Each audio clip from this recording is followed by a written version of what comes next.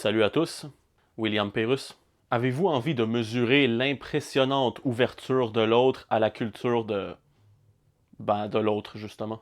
Vous ne mangez pas de porc et vous venez en Corée du Sud, regardez cette vidéo. Vous sentez comme moi ce qui s'en vient, n'est-ce pas? Les gars, j'habite en Corée depuis des mois. Ah, c'est super ça, c'est génial. Vraiment, c'est super. Non, c'est de la merde. Des calices. Des calices. Les gars, j'habite en Corée depuis des mois et à chaque fois, j'apprends qu'un aliment que j'ai ou que je consomme contient du porc. Ben voyons donc, tu me dis pas. C'est presque comme s'il existait différentes cultures, différentes gastronomies, différentes religions. Ben voyons. Puis surtout, c'est presque comme si tu devais t'adapter à la culture dominante, à la culture nationale, historique et fondatrice du pays dans lequel tu décides d'émigrer. Et aux gauchistes chronocentriques qui seraient tentés de me sortir le faux exemple dépassé des Européens et des Amérindiens, fermez-la. Et je vous jure que je lis. T'aurais dû lire que la Corée du Sud n'est pas un pays musulman. Ça t'aurait évité de t'humilier lamentablement avec cette vidéo. Ok, je savais pour les chips, ok, je savais pour les gâteaux, ok, je savais pour les ramen, ok, je savais pour ta. Et donc à chaque fois, je retire un truc de ma liste ou sinon, je ne l'ai même pas mis dans ma liste parce que avant de venir en Corée, je m'étais tout de même un minimum renseigné. Ok, donc si tu t'étais vraiment renseigné comme tu le prétends, eh bien pourquoi tu chiales? C'est pas, il y a quelques temps, je vais dans une boulangerie qui est gérée par une Française et son mari qui est coréen. On discute, et elle me dit ça doit être difficile pour vous de manger en Corée du Sud tout de même et tout. Je fais oui, ça l'est effectivement. Et elle me dit oui, la dernière fois en faisant votre sandwich, je voulais vous mettre de la mayonnaise, mais mon mari m'a dit que il ne fallait pas vous mettre de la mayo. Donc moi je la regarde, je suis un peu, enfin je comprends pas, je fais comment ça? Parce que je consomme de la mayo. Et elle me dit que son mari a affirmé qu'il y a un truc qui vient du porc dans la mayo. Je sais pas si c'est de la graisse, je sais pas c'est quoi exactement, mais une chose est sûre, c'est qu'il y en a. Et c'est un boulanger, et bien sûr qu'il va lire les ingrédients, il va se renseigner. Et du coup, moi j'étais en mode, mais comment ça? Et elle me montre le packaging, et en fait c'est le packaging de ça. Bon, ça c'est du ketchup, mais ça, en gros, en mayo, il y a du porc. Ou du moins des traces de porc, ou je ne sais trop quoi. Bon. Déjà, cette boulangère française exilée qui joue son espèce de complaisance envers l'islamiste à coups de Ah putain, ça doit être dur de se nourrir dans un pays non chariatique, quoi! Bordel de merde, ces putains de Shintok qui mangent du porc! Comme ils sont cons, ces Coréens, putain! Non. Non. C'est lourd, c'est racoleur, c'est pathétique. En bref, cette femme, non pas la boulangère islamo-lécheuse, mais l'autre, là, l'islamiste, elle, là, n'aurait jamais dû, entendez-moi bien, jamais dû se faire avertir de la présence de porc dans la mayonnaise.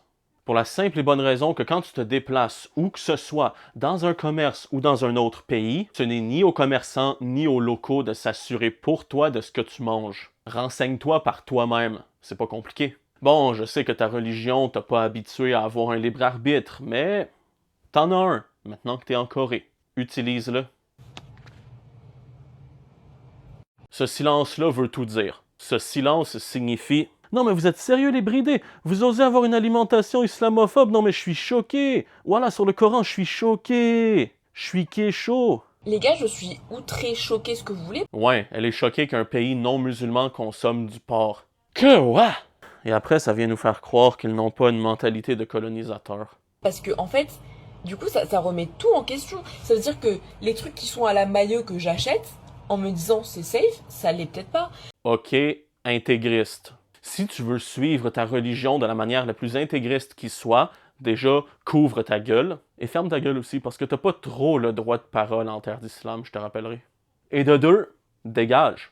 Va vivre en terre d'islam. T'as le choix en masse. Il y a une bonne cinquantaine de pays musulmans ou à majorité musulmane dans le monde. Car si t'appliquais vraiment l'islam à la lettre, et pas seulement dans ton assiette, t'aurais même pas le droit d'habiter sur la terre des infidèles. C'est la vérité. Mais bon, c'est ta conquête, je le comprends. Mais malheureusement pour toi, les Coréens ne sont pas encore infectés par le gauchisme mental, contrairement à nous, et donc t'arriveras pas à les faire ployer sous mille et une requêtes d'accommodement déraisonnables.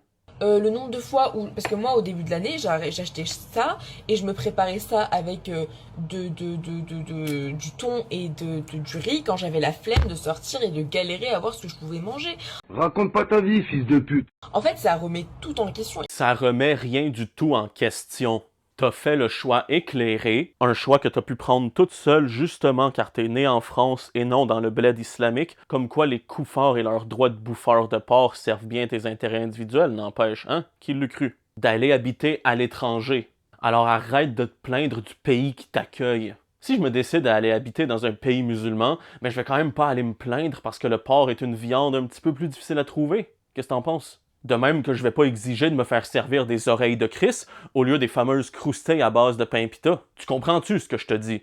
Putain de Chris. Et je me dis, mais en fait, c'est fou qu'il y ait du porc partout. Ouais, c'est fou que tous les pays du monde ne pensent pas comme toi. Bref, voilà, je voulais juste vous informer de la chose. Ouf! Merci beaucoup. Merci infiniment. Grâce à toi, je vais pouvoir dormir sur mes deux oreilles. Ouf. En sachant dans quoi il y a du porc et dans quoi il n'y en a pas, et en constatant parfaitement que la Corée du Sud résiste impeccablement à l'invasion islamique.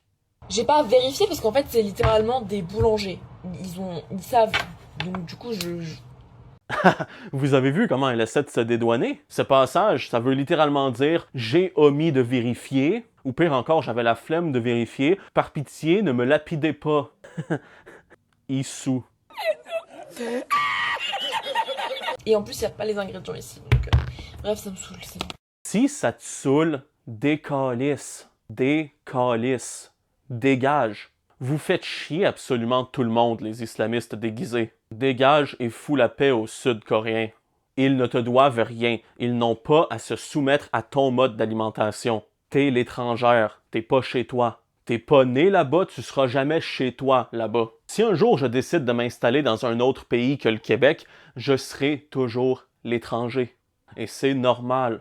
T'es l'étrangère, donc accepte leur alimentation, accepte et respecte leur culture, ou dégage.